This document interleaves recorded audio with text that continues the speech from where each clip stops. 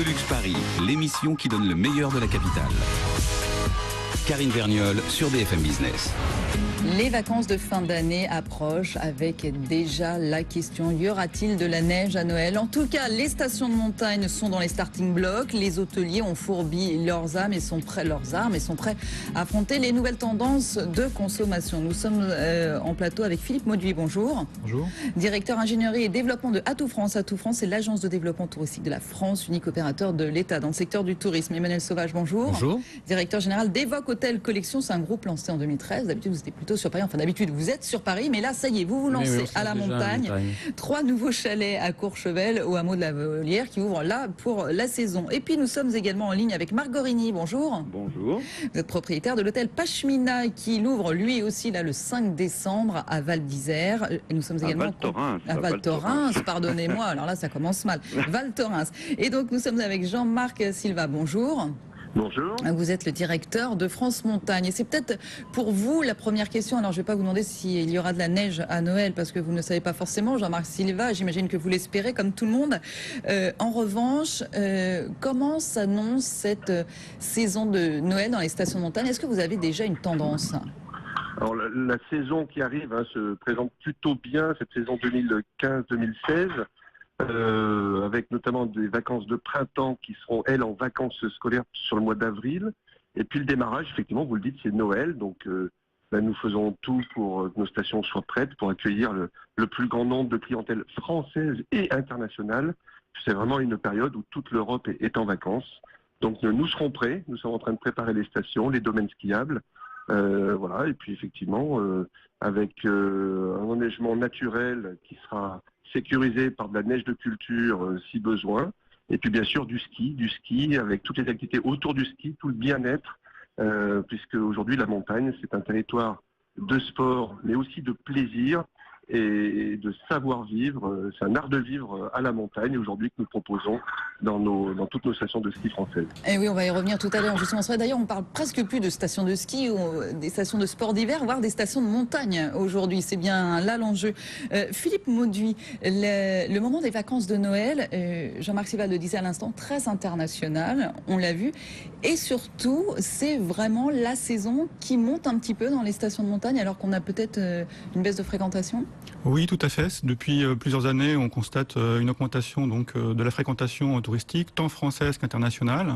C'est un moment effectivement où on aime se retrouver en famille, en tribu, où les prix sont peut-être également très intéressants.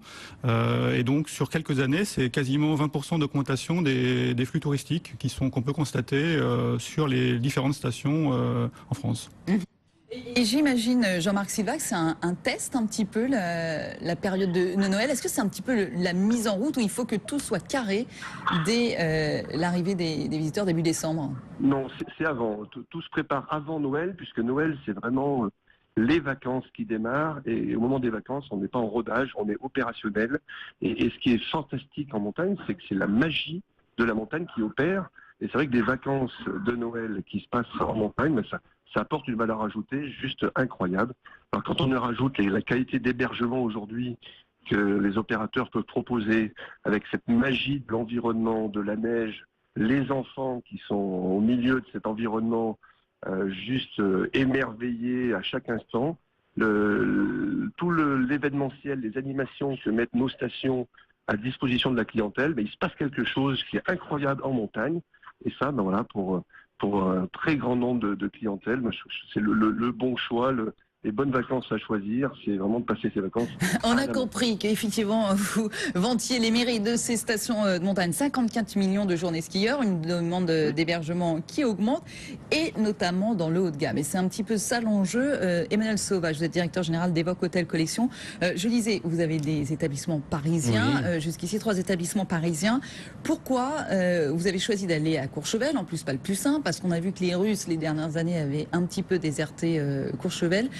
Vous pensez et vous misez sur le fait que malgré tout, les gens vont venir sur Courchevel?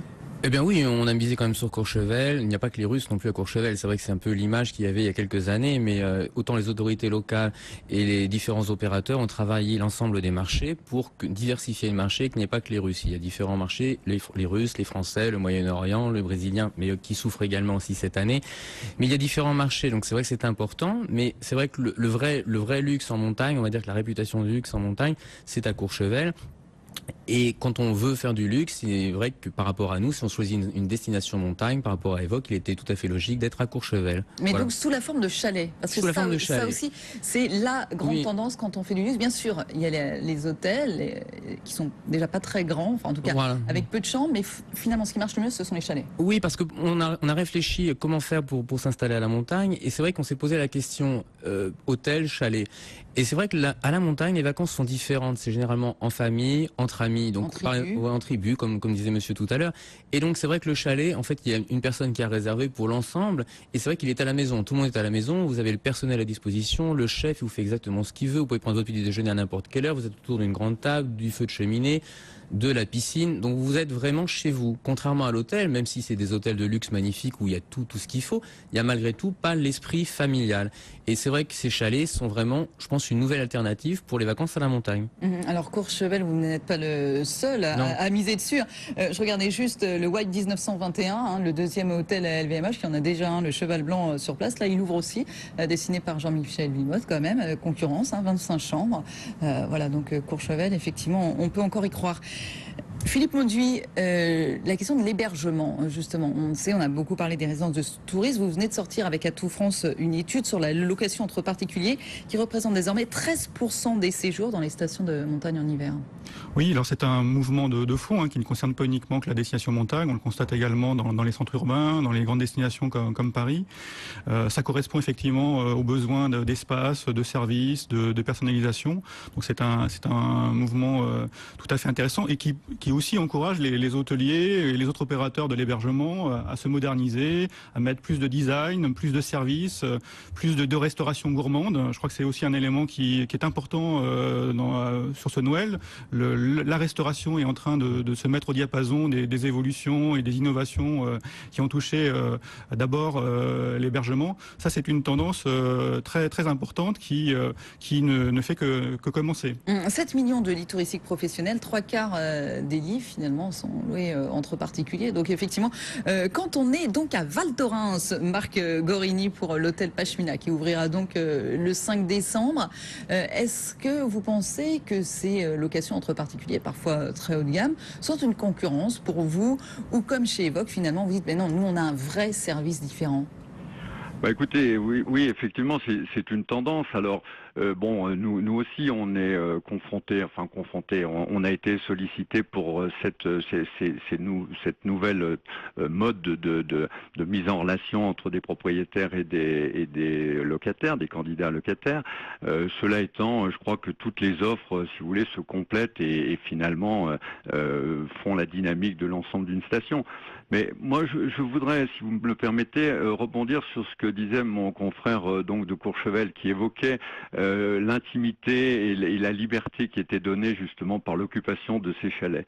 Nous venons de mettre, nous mettons la dernière touche à la réalisation de notre hôtel. Il sera donc bien sûr opérationnel d'ici une dizaine de jours. Pour l'instant, les équipes finissent de s'activer pour terminer tout ça et que nos clients puissent bénéficier de tous les services qu'on a imaginés. Alors, en fait, cet hôtel, il se décline avec des chambres d'hôtel traditionnelles, mais qui sont quand même d'un concept... la base du luxe, c'est l'espace. Donc l'espace, nos premières chambres sont de 36 mètres carrés, ce qui est quand même en montagne un espace qui est vraiment très, très confortable. Et nous avons imaginé, justement, compte tenu de ce que vient de dire mon confrère de Courchevel, nous avons imaginé toute une partie de l'établissement avec donc des appartements qui ont une superficie de 150 mètres carrés, avec plusieurs chambres, un espace de séjour où toute la fratrie, toute la tribu donc peut se finalement, réunir. vous dites un petit peu la même chose, Marc Gorini. Voilà. on a quand même besoin d'espace quand on est à la montagne, même quand on est hôtelier, on pense à offrir ces espaces. Et surtout, quand je disais, on offre un esprit, en tout cas un service différent que la location entre particuliers, peut-être une expérience différente, ça c'est aussi votre savoir-faire. Qu'est-ce que c'est l'Igloo Pod? Alors l'Igloo Pod, eh bien écoutez, c'est un clin d'œil justement sur ce qui nous fait tous rêver, c'est-à-dire les expéditions à l'autre bout du monde. Et on a voulu justement pouvoir proposer à nos clients de passer une nuit d'expérience, la tête dans les étoiles. Et on a donc installé finalement cet Igloo Pod. Ce sont les petites habitations qui sont sans faites... le froid de l'igloo. Ah mais complètement, voilà. Parce que à l'intérieur, si vous voulez, ça vient de tous les explorateurs qui étaient sur les bases en Antarctique, au Groenland, partout. Et donc on a recréé ça, mais bien sûr avec tout le confort moderne, avec sa salle de bain, avec c'est la moindre des choses. Son petit poêle avec le feu de bois, et toute une partie qui est vitrée et qui vous permet d'avoir la tête dans les étoiles. À partir du 5 décembre. À partir du 5 décembre. Philippe Mauduit, aujourd'hui, est-ce qu'on a les moyens? On a près de 300 sites de tourisme hivernal, on a toute cette offre qu'on vient de voir hôtelière de plus en plus diversifiée, de plus en plus haut de gamme. Est-ce qu'on a les moyens de rivaliser? On a une grosse clientèle internationale, mais je regardais, la France est-elle encore la plus attractive en matière de sport d'hiver? On regarde la meilleure station du monde, selon des awards qui ont été remis, elle est au Japon quand même. Alors, sans conteste, la France est la plus belle destination de montagne au monde. Pourquoi? Parce que effectivement, d'abord, nous avons les domaines skiables les plus réputés, les Trois-Vallées en tête. Nous avons des marques de stations, nous avons des palaces en montagne. Vous avez 16 palaces en France, 3 donc en zone de montagne. Nous avons un accélérateur international extraordinaire qui est le Tour de France. Donc, la plupart des clientèles, effectivement, ont envie de venir faire du ski, passer des vacances à la montagne en France. Ça, c'est un atout exceptionnel, et ça se traduit par effectivement une économie touristique de la montagne qui s'appuie à la fois sur des clientèles françaises de l'ordre de 70% et 30% de clientèle internationale.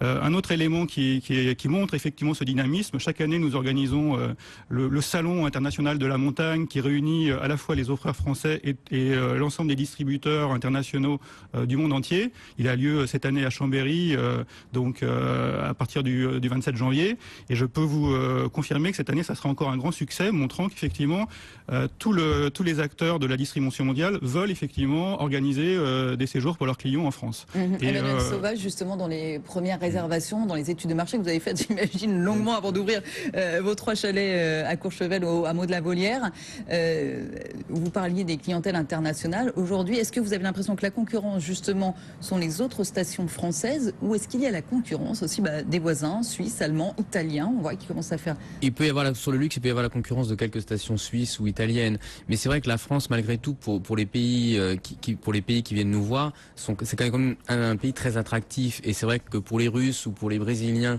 ou pour le Moyen-Orient, la France reste quand même un pays d'attractivité vraiment très intéressante, autant à la montagne que dans la ville. C'est-à-dire que toutes les modifications qu'on peut avoir en termes de services que l'on a à la montagne, c'est aussi ce qui se passe à Paris. Le marché est en train de muter et il faut aussi répondre à toutes ces nouvelles attentes. Mais c'est vrai que la France reste la France et que malgré tout, on a quand même une attractivité très importante à l'international. Alors je regardais, pour revenir quand même sur cette station japonaise, la Niseko Village, qui a reçu l'award de la meilleure station du monde. Qu'est-ce qui fait la réputation de la station? Elle a 47 km de pistes, nombreuses activités, villas de prestige. Donc les villas de prestige, l'hébergement de prestige, on les a. Les kilomètres de pistes, on les a. Et ces fameuses activités, ça c'est important, c'est un angle important. Philippe Mauduit, tout le monde l'a dit un petit peu. On le voyait aussi tout à l'heure avec Jean-Marc Silva de France Montagne. C'est tous les à côté. Finalement, les gens viennent, mais ils font plus de ski. J'exagère, bien sûr, mais ils font beaucoup moins de ski. Alors, tout doit être relativisé. Par exemple, pour les vacances de Noël, vous avez une personne sur 10 qui vient à la montagne, qui ne fait pas de ski. C'est nettement moins pour les vacances de février où il y a plus de skieurs. Mais c'est vrai que sur ce registre-là, la France, au sens global, donc avait encore des marges de progression. Aujourd'hui, clairement, tous les acteurs font des efforts pour organiser davantage d'expériences qualitatives sur à côté du ski et après le ski. C'est là où effectivement on a encore beaucoup de choses à faire, et c'est d'autant plus intéressant que quand on regarde un peu la dépense moyenne des visiteurs, qui est un élément important en matière de retombées économiques, un tiers de ces dépenses est lié à toutes ces activités. Donc c'est là effectivement où on a des marges de progression pour accroître les retombées économiques de l'économie de montagne en France. Alors justement, on va terminer là-dessus. Une activité avec Evoque et une activité avec Pashmina, Emmanuel Sauvage. Ah bah avec Evoque, on peut faire tout ce qu'on veut, une promenade en chien de traîneau, où je voulais juste revenir comme sur Courchevel, qui aussi développe un grand complexe aquatique cette année, pour répondre aussi à d'autres... parce que là aussi, il faut s'y mettre. Parce que Courchevel s'y met, et donc elle développe cette année et ouvre cette année un grand complexe sportif. Mais après, Evoque peut proposer justement tout ce qui est, on va dire, très atypique et toutes les activités atypiques. Mais une petite promenade en chien de traîneau, c'est pas mal. C'est déjà pas mal. Marc Gorini, à l'hôtel Pashmina, qu'est-ce que vous proposez qui sort de l'ordinaire? Alors, bon, traditionnellement, on a déjà un très bel espace fitness avec une magnifique piscine, des cabines de massage, de soins. Espace bien-être pour l'après-ski. Voilà, et puis la station a initié la création de beaucoup de sentiers pédestres. On peut aussi faire des randonnées en motoneige. On peut s'initier au ski de randonnée nocturne avec une halte au chalet de la Marine qui domine la station et avoir une vue d'ensemble de la station illuminée le soir. Je peux vous dire que c'est absolument magique. Et vous pouvez terminer la soirée. C'est presque le slogan que l'on pourrait retenir de tous, la montagne c'est magique. Les uns et les autres. Mais très sincèrement, moi je veux souligner ça parce que pour avoir vu dans les yeux des jeunes, des adultes et des milliers d'étoiles, je pense que c'est vraiment le mot qui convient. C'est magique. Voilà. Alors, merci beaucoup, monsieur. Vous restez encore un petit peu avec nous parce qu'on pourrait peut-être éventuellement avoir une autre expérience à la montagne. Mathieu Sévin, bonjour. Bonjour, Karine. Vous êtes notre spécialiste auto. Et aujourd'hui, on monte à bord d'un concept inédit, une sorte de voiture hybride. Je ne sais pas si c'est le meilleur allié pour la montagne et pourtant on pourrait le penser. Racontez-nous. Si, parce qu'effectivement, c'est une voiture à mi-chemin entre ce qu'on appelle les SUV et les cabriolets. C'est hybride. C'est la première fois qu'on voit ça. C'est Range Rover qui a développé ce modèle. En fait, le constructeur est parti d'un modèle très connu, l'Evoque, et l'a transformé en cabriolet. Alors, en quelques mots... L'Evoque, comme les Evoque Hôtel. Voilà. En gros, tout ce qui dépassait du capot a été coupé, avec, on pourrait dire, un ouvre-boîte, à l'exception du pare-brise. Et puis, Range Rover n'a pas cédé à la fameuse mode du toit rétractable automatiquement en dur, mais à la bonne vieille capote en toile. Alors, certes, ça reste quand même très luxueux, c'est très bien insonorisé. La capote est très épaisse, elle se rétracte ou se remet en 21 secondes. Ah oui. Et alors, vous pouvez même le faire en roulant jusqu'à 48 km/h. C'est dingue. Et c'est pour qui alors ce cabriolet du coup, Mathieu? Alors franchement, c'est plutôt une seconde voiture. C'est idéal. Là, ça va faire un tabac dans les quartiers chics. Je pense au 16e, au 7e arrondissement de Paris. On les connaît à peu près. Oui, c'est facile pour se garer sur les trottoirs ou impressionner ceux qui roulent dans des petites voitures style Mini ou Fiat 500. Mais il sera possible également de partir en vacances avec cette voiture et de rejoindre les stations de sport. On peut mettre les skis dans le coffre? Oui, parce qu'avec votre propre matériel, alors vous ne pourrez pas mettre de galerie, mais il y a une trappe qui permet d'ouvrir le coffre sur l'habitacle au niveau de la banquette arrière. Du coup, les skis se glissent et il y a encore de la place pour mettre des bagages. Bon, il a des défauts quand même ce modèle. Déjà, si vous en voulez un, il va falloir attendre un petit peu parce que c'est un concept car. Il faut tester d'abord le marché. Ce ne sera pas pour cette année. Il y a une clientèle.